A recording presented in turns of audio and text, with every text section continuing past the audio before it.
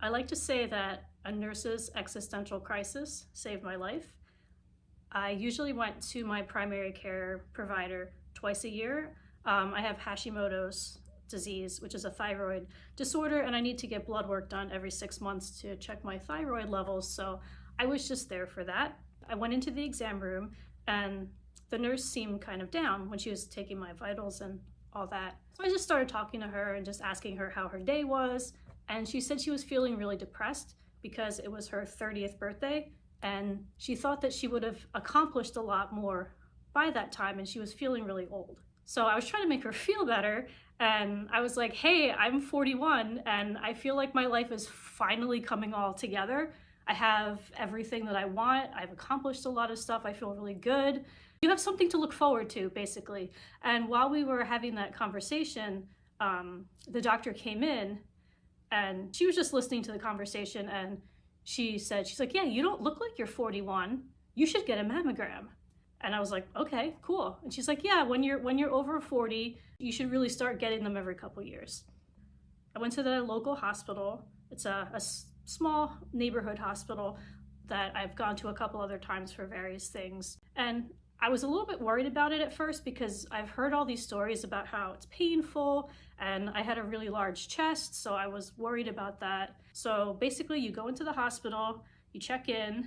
I went back to the radiology area, and the first thing they did was give me a form to fill out where I had to fill out, my name, my history, and all that.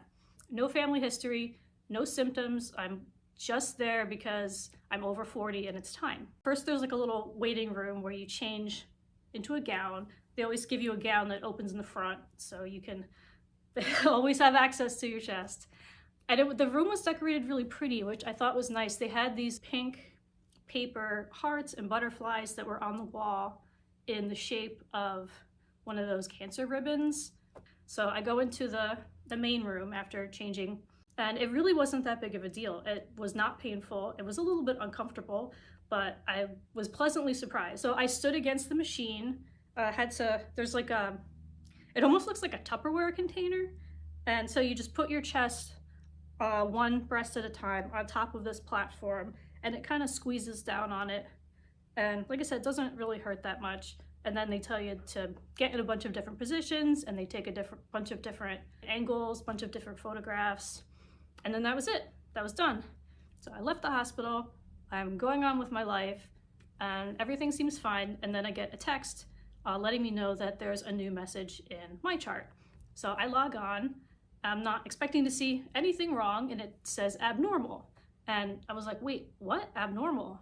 And then, of course, like, it starts seeping into my brain that like something could be wrong. But I know from osmosis of being in society that sometimes these things come back either incorrect or there's some benign thing in there. So I'm not too worried yet. So I call my primary care. She hadn't even seen the results yet. I'm so on top of all my medical stuff that I always saw the results before doctors, which sometimes is good and sometimes it's not. But I told her I didn't know anything about cancer really before I got it. I just knew that you die from it if you don't do anything about it. And I knew that time is really important. My grandfather was diagnosed with stage 4 colon cancer and passed from it because by the time it was diagnosed, there was nothing that they could do to save him. And that's really the only thing I knew about cancer. So the entire time going forward, I'm always taking next available appointments and just being serious about it. So she tells me that she's going to schedule me for another mammogram and also an ultrasound. So I went back to the hospital, did literally the same thing again with the mammogram. They call it a diagnostic mammogram this time because they're taking different angles to specifically look for the problem that was found on the regular mammogram. Luckily, I'm able to schedule my tests back to back in almost every instance with this hospital, which was amazing. So I literally just walked from the mammogram room down like the hall to the ultrasound room. And I had ultrasounds before, so I wasn't really concerned about that part at all. Same thing, they'll give you a gown that opens in the front. You'll lay down on a table. The room's usually really dark and there's like a curtain, so you have privacy. and then the tech they have this gel that they put on your chest and the wand, and they look up on the screen, and I always like to try and see the screens too, but I don't know what they mean. I don't really understand ultrasound screens. It wasn't really meaning anything to me, but I'm craning up, I'm looking up, I'm asking a bunch of questions because that's the kind of person I am. Always just curious about what things are. The technician finishes up and she says that I'm not going to get my results right then, but a doctor may or may not come in and see me. She says, just get dressed, I'll leave the room so you have privacy. And a doctor comes in, the radiologist, and he says, okay, we don't know what it is, but there's definitely something there. That is exactly what he said. I will remember that. There is definitely something there. And I know that they're not supposed to tell you what they think it is, but I still tried to get him to tell me. So I was like, well, what do you think it is? What does it look like in your experience and all of that? And he's just like, you just get a biopsy. Just get a biopsy. Great, now I'm starting to worry a little bit more because there's definitely something there. I call my primary again and tell her that I need to get a biopsy. So she sends me to a breast surgeon. So I go into the biopsy, and I've had a biopsy before for my thyroid, for the Hashimoto's, and I kind of thought that was going to be what it was, because that was pretty much nothing. It was just your thyroid's in your neck. So when I got that, they just numbed the area and put a needle in. I've learned that that's called a needle aspiration. And that was one of the ones where I could actually see when I was looking up on the screen. I was watching them do it, and I was watching the needle go in and out, and that was really cool. But anyway, so I thought it was going to be like that. And then when she goes in there, it's not like that. It's actually a very minor surgery. So what she did, she made a small incision in the breast and then was taking out larger pieces that she could send to the lab for analysis. And she's such an extremely patient, like soft-spoken, very peaceful, very reassuring person. And that was really nice to have in a doctor. While I was there getting the biopsy, she also asked if I wanted to do genetic testing to find out whether I had one of the genes that's known to be responsible for breast cancer in hereditary cases, mainly the BRCA1 and BRCA2. So I said, yes, please, I want to know this. If it turned out being something bad, I want to be able to tell my family whether this is something they need to worry about. She took some blood and then sent me home. There was the incision, she closed it with steri strips, which are these little thin plastic strips like the width of a toothpick, and she put a couple of them over the incision and then covered it with a bandage. Then you're supposed to wear a bra for 2 weeks while it heals, which is awful, especially if you have a large chest, and bras are painful to begin with. Instead of wearing a regular bra with an underwire and all that, I used a bathing suit top because that was much more comfortable. It still held everything in place so that it healed properly without getting jostled and possibly injured again. The surgeon had told me that these results would take about 2 weeks to come back. That is a long time to not know if you have cancer. I called this period Schrödinger's cancer after the thought experiment where the cat in the box is theoretically either alive or dead.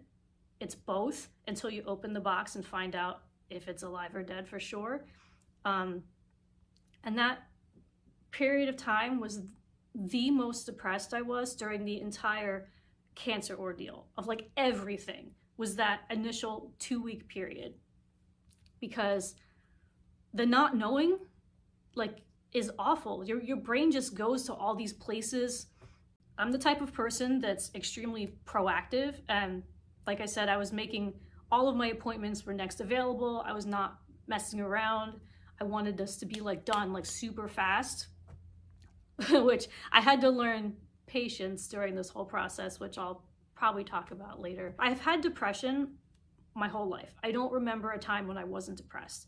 Like going back like in my memories to even like early childhood when I was like 7 or 8 years old, I was already thinking about like death and non-existence and stuff like that. So I had finally gotten my depression under control with therapy and medication about 3 years prior to this episode.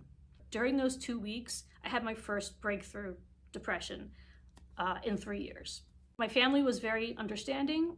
I kept it to just my husband and my sister, the people that I'm closest to and that I hang out with all the time.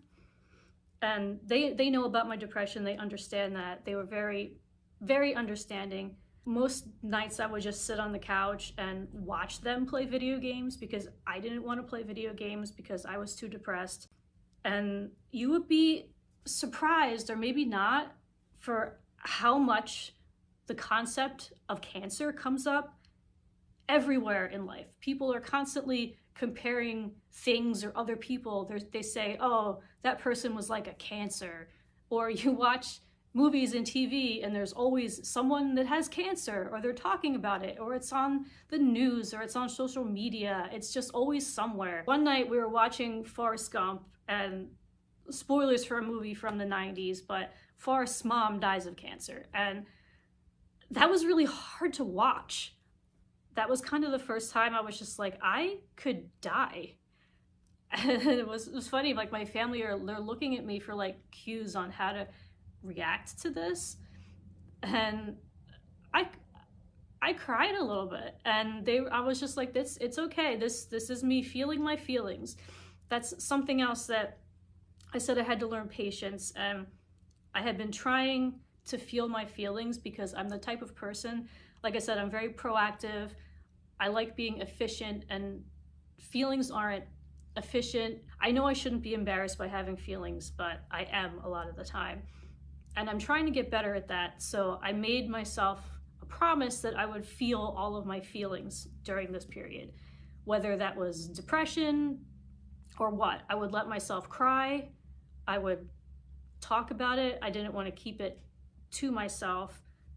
But if I had to do something really drastic, like if I had to sob or scream or something like that, I went out to my car and did it there because I didn't want to upset my family. They were already trying really hard to help me get through it, and they understand if I'm crying or I'm upset or something like that, but I didn't want to stress them out more by having my huge feelings in front of them. But I still let myself have those feelings, and I feel like that was really important to the whole process, because once I felt them, then I could move on, and I could laugh and I could joke around, and I was the person that everyone was like, I can't believe that you're like joking around and about cancer like it's funny. And I was like, well, kind of, that's the only thing you can do at that point when you have cancer, is just laugh about it and laugh about the absurdity of your entire situation and make fun of yourself, because, well, that's how I got through it anyway. So 2 weeks comes and I get another text on my phone from my MyChart saying that there's a message. And I'm like, okay, this is it. I go on, I log on, I see this big report, and it says carcinoma. Now, I just found it kind of funny, was my first reaction, that it didn't actually say cancer, it said carcinoma, which is, I guess, I mean, that is the medical term for cancer, but I guess it kind of just felt, for like a little while, it felt like maybe it wasn't happening, I guess. So, like I said, it's not always a good thing that I look at my medical reports before a doctor calls me about them. So I'm looking at this report. I don't know anything about cancer. I don't know what this means. I'm looking at it and I'm making educated guesses based on absolutely nothing. And I see that it says it's triple negative. Negative for progesterone, estrogen, and HER2. And I'm like, oh, that's good. It's negative on 3 fronts. That has to mean something good. Spoilers, it's terrible. It's one of the worst types of breast cancers that you can get. I tell my husband, I was like, okay, so this is gonna sound worse than it is, but I have cancer.